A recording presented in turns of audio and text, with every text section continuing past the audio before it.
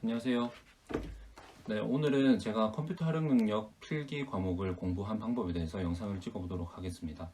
기술직 공기업 준비 중인데 기업마다 다르긴 해요. 그런데 제가 준비하는 기업은 컴퓨터 활용 능력에 대한 가점사항이 딱히 없었기 때문에 저는 이때까지 취준 기간 동안 컴활에 대해서 큰 중점을 두지 않고 공부를 했었어요. 그러나 코로나 이후인지 몰라도 아마 코로나 이후인 것 같아요. 고사장 대관이 어려운 건지 아니면은 많은 사람이 모여서 감염 가능성 최소화하려는 건지 몰라도 기업 측에서도 서류에서 많이 갈라내려고 하는 것 같더라고요. 가점 사항이 또 따로 생겼기 때문에 기술직 공기업 준비하는 저로서도 커마를 준비해야겠다는 생각이 들어서 CBT나 신화공 홈페이지나 유튜브 강의를 통해서 공부를 저도 활용을 했고, 또 저만의 공부법이라고 해야 할까요? 그 부분이 좀 다른 분들 공부하시는데 도움이 될 것 같아서 영상을 따로 한번 찍어보게 되었습니다. 일단 저는 컴활 필기를 준비하면서 일주일 정도 준비를 했던 것 같아요. 그래서 많은 시간을 들이지 않았고요. 금전적으로도 큰 부담 없이 공부를 했었습니다.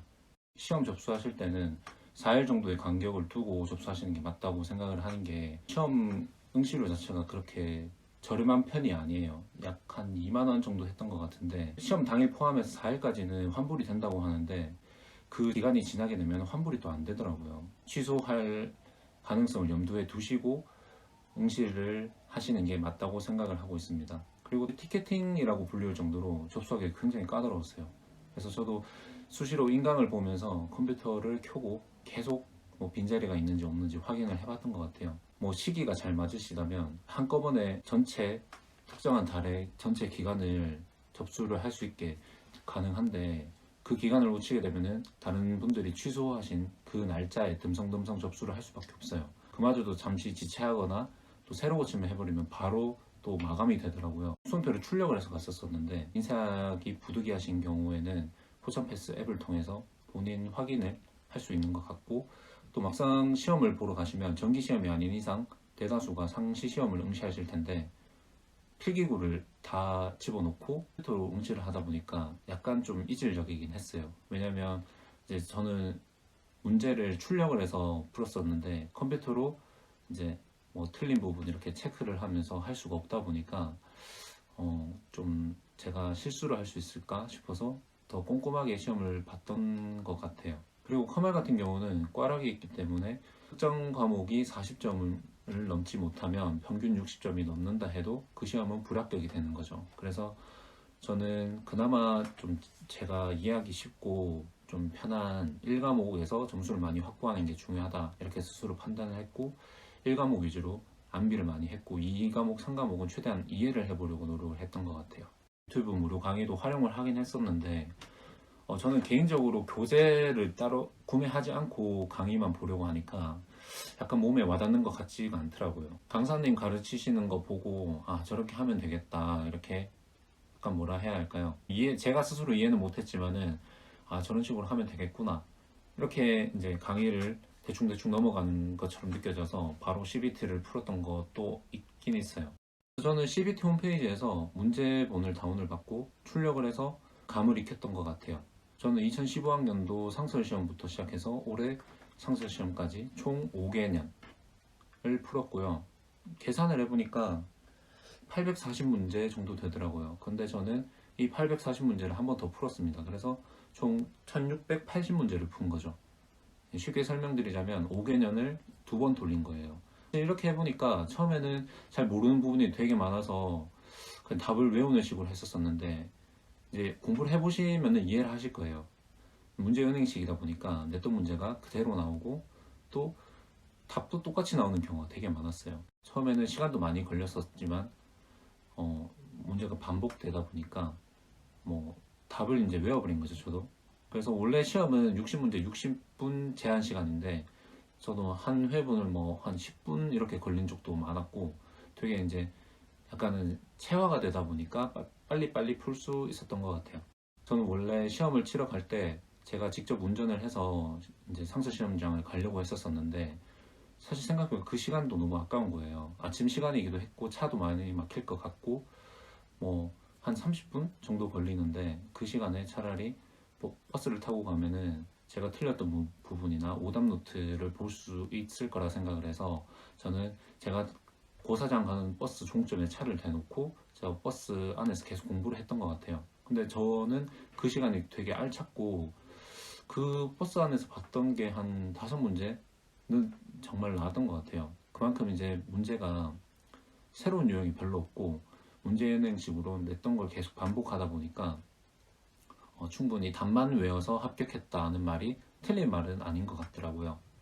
그래서 저는 2, 30분 차 타고 가는 것보다 40분 동안 버스 안에서 계속 공부를 하는 게 결과적으로 더 옳았다고 생각을 하고, 다른 분들도 시험 앞두고 집중력이 최대치로 올라와 있었을 때 그때 틀린 문제를 계속 보시는 것도 괜찮다고 생각을 해요.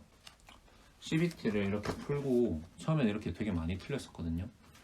1페이지부터 이렇게 되게 많이 틀렸었는데 처음에는 이렇게 풀다가 또 한 회분 더 그러다가 이제 틀린 부분만은 따로 또 해설본을 이용을 해서 또 참고를 많이 했었어요.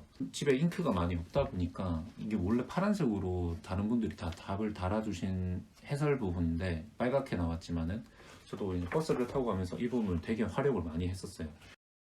그리고 만약에 정말 필기 강의가 필요하다 하시는 분들은 저는 이 방법을 추천드리는데요. 많은 분들이 찍었던 그 공부법에는 이런 내용이 하나도 없었던 것 같아요. 취준생이다 보니까 네이버 카페를 활동을 많이 하고 있는데 업체에서 운영하고 있는 카페들이 되게 많잖아요. 그 위포토에서 운영하는 스펙업이나 공치사, 그다음에 해커스에서 운영하고 있는 독취사나 공치모, 그리고 에듀윌에서 운영하고 있는 취업대학교, 이렇게 좀 여러 가지 이제 관련 카페들이 많던데 저는 독치사랑 공치모를 추천드려요. 왜냐면 이게 정기적으로 다른 카페도 마찬가지이긴 하지만 정기적으로 이벤트를 하더라고요. 해커스에서 운영하고 있는 독치사나 공치모 같은 경우에는 이 댓글 이벤트에 당첨이 되면 해커스 잡 강의를 무료로 볼 수 있게 해줘요. 그래서 저는 사실 여름에 이제 활동을 많이 하다 보니까 프리패스 강의 이용권을 받았었어요. 뭐가 있나 한번 둘러보고 있었는데 되게 많더라고요, 강의가. IT 쪽 자격증인 워드 프로세서나 컴할, 모스, 뭐 포토샵 되게 많더라고요. 그냥 다른 기업 공채가 있었기 때문에 컴할 공부에 대한 큰 생각이 별로 없었고요. 그때도 뭐 가점사항에 대한 공고가 따로 올라오지 않았었기 때문에 뭐 중점적으로 공부를 할 생각이 없었던 것 같아요.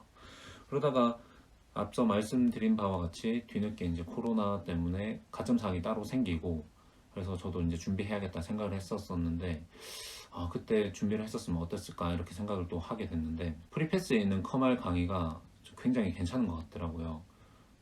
그리고 심지어 이상 과목 같은 경우는 신화공 요약집에 있는 그 교재랑 사실상 완전히 똑같았어요. 제가 사실 이제 영상으로 보여드릴 수는 없지만 아마 누군가가 무단 도용을 한 게 아닌가 싶을 정도로 글자 하나 다른 게 없이 완전 똑같더라고요.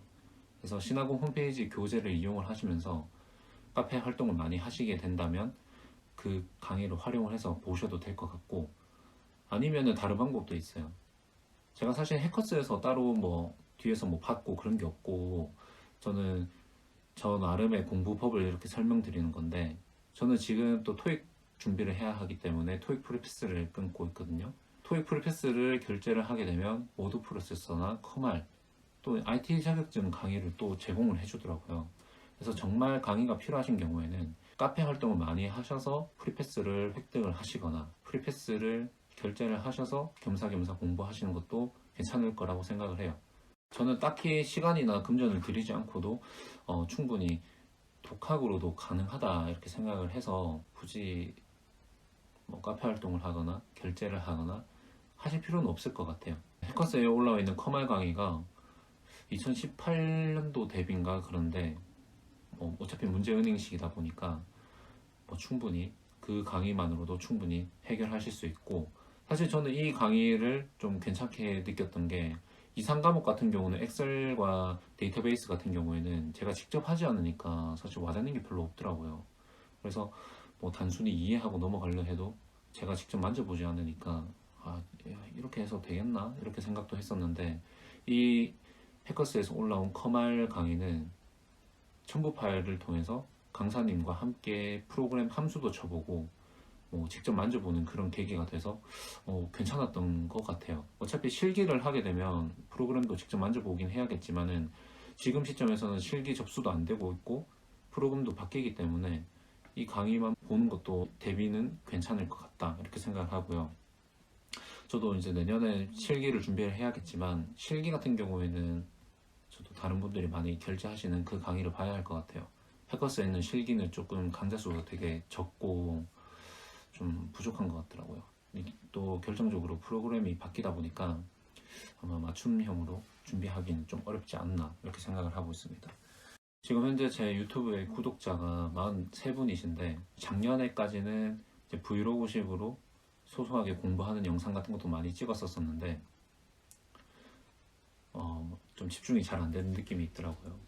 알람도 많이 오고 감사에도 댓글도 많이 달아주시고 했지만 공부하는 입장에서 좀 집중이 좀 잘 안 된다 이렇게 생각을 해서 지금 그동안 찍었던 영상들은 다 비공개를 한 상태입니다. 그렇지만 지금까지 구독 취소하지 않고 계속 이렇게 유지해 주시는 분들 정말 감사드리고요. 내년에는 코로나가 좀 잠잠해져서 제가 원하는 기업에 좀 많은 자리가 있는 상태에서 여유있게 지원도 하고 싶고 또 다른 자격증으로 또 영상을 찍도록 하겠습니다. 사실 원래 이번에 찍고 싶었던 게 한능검 이제 한국사 시험 공부법을 찍고 싶었는데 제가 지금 3회 연속으로 2급에서 더 넘어가지 못하고 있어요. 제가 사실 한국사 공부를 안 한 지가 정말 오래됐거든요. 고등학교 때도 이제 저희는 선택 과목 세대였으니까 한국사 공부할 기회 자체가 없었었어요. 그래서 저같이 정말 한국사 손 뗀 사람도 1급을 획득할 수 있다 이런 취지로 영상을 한번 준비하고 있었는데 정말 아쉽게도 계속 1급을 넘지를 못하고 있더라고요. 그래서 일단 지금 계획상으로는 내년에 한국사를 무조건 1급을 좋은 점수를 획득하는 게 일단은 제 목표입니다. 그리고 다른 또 자격증이나 또 뭐 제가 지내는 그런 일상들에 대해서 영상을 또 한번 찍어 보도록 할게요. 많이 부족한 영상이지만 이렇게 영상을 봐주셔서 정말 진심으로 감사드립니다. 오늘 12월 14일인데 오후 한 4시 반쯤 된 것 같아요. 연말 행복하게 잘 보내시고 내년에는 좋은 일만 가득하셨으면 좋겠습니다. 감사합니다.